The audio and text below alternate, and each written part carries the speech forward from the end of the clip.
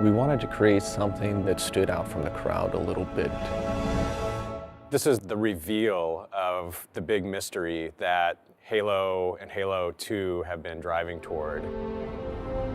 Where are we? Who is this? What's happening? The Covenant have uncovered something that is immense. It's this gigantic Forerunner structure that just looks huge. Now that he's looking out over this massive thing, the player's gonna say, what is that? The other part of the story that's important, of course, is that Cortana is in trouble. I'll detonate in Emberclad's reactor, just like we did the Autumns.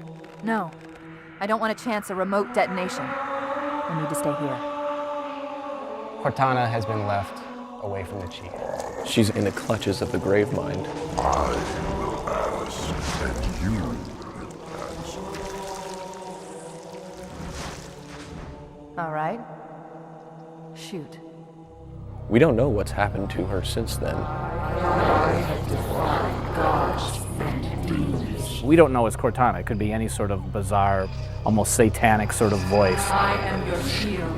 I am your sword. Something seems wrong. I know you. Your past. Your future.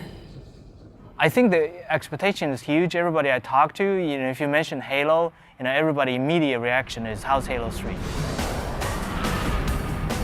I think what is going to strike people is the scale. That's real stuff way out there. I mean, we pushed it as far as we possibly could push it.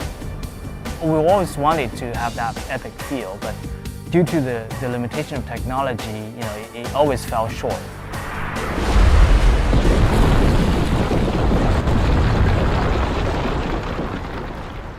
When you're working in high definition, it's a very unforgiving environment. Look at the Master Chief's armor. You see cool things about the Master Chief's armor. You see that he's self-shadowing, you see the textures are very high resolution, there's real-time reflection on his visor. But you look closer, you see he's beat up, he's scratched. He has been through some horrific battle, and we're actually showing that on the Chief this time around. If people show just a pre-rendered movie, then there's always going to be speculation about, well, yeah, sure, your engine's not going to be able to do that. And I think what we're trying to show firmly is that our engine can do the stuff that we say it's going to do, and it's doing it right now. What we're building here is our bar for where we're going to shoot for in real gameplay. It's great. There's 90 guys here. Half of them are artists, half of them are engineers. And it's like oil and water. All the left-brain people and all the right-brain people, and both groups think that they're really the people in charge. Apparently engineering is quite important. Oh, of course, it's a science. I like to draw pretty pictures. So I get to do that, I suppose. It's all about the lighting, it's all about the the additional detail, the bump mapping, I can't remember all their terminologies, and the huda-hada, and the triple specular shields, and so on and so forth. In Halo 3, you have like entire dynamic range available for you. So, things are bright, things are dark. You have the whole contrast there. For example, the sky. It's a new way of doing our sky, like from Halo 2.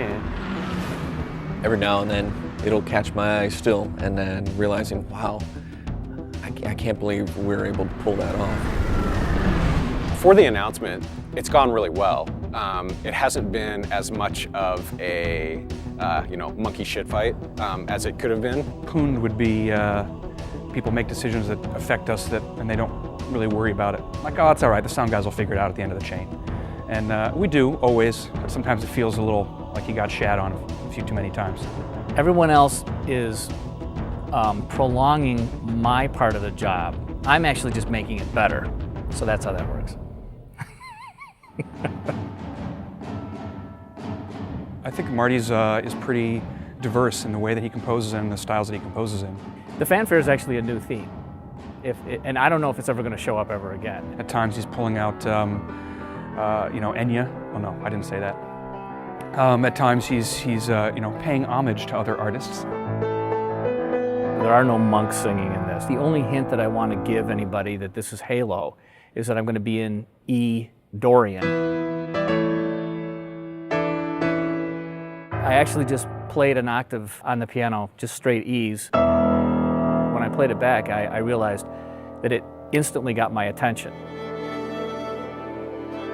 For this one, we had a great session with live orchestra, which is a bit above and beyond what we've done in the past. Master Chief is coming out of a desert, blowing heat, wind, completely obscured.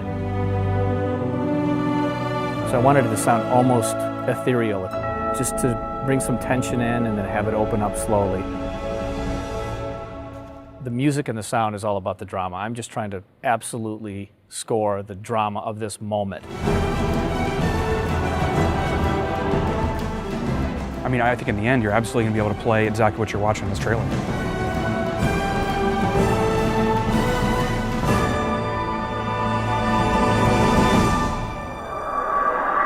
This is Spartan 117. Can anyone hear me? Over. Well, we had such a great ending to Halo 2 where Master Chief said, I want to finish the fight. Master Chief, you mind telling me what you're doing on that ship? Sir, finishing this fight. Which had most Halo players universally screaming and throwing their controllers at their TVs because they didn't get to finish the fight. Well, I didn't say anybody threw their controller. They might have dropped it in amazement.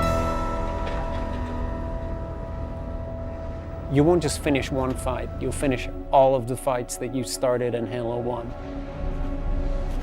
I think we're trying to raise an awful lot of questions about what on earth is going to go on in this game. No pun intended. We want this to be the Return of the King. We want this to be the final chapter in an epic trilogy. It's coming, and part of it's already here. It's going to be cool. This is the game. This is the engine. This is what Halo 3 is going to look like.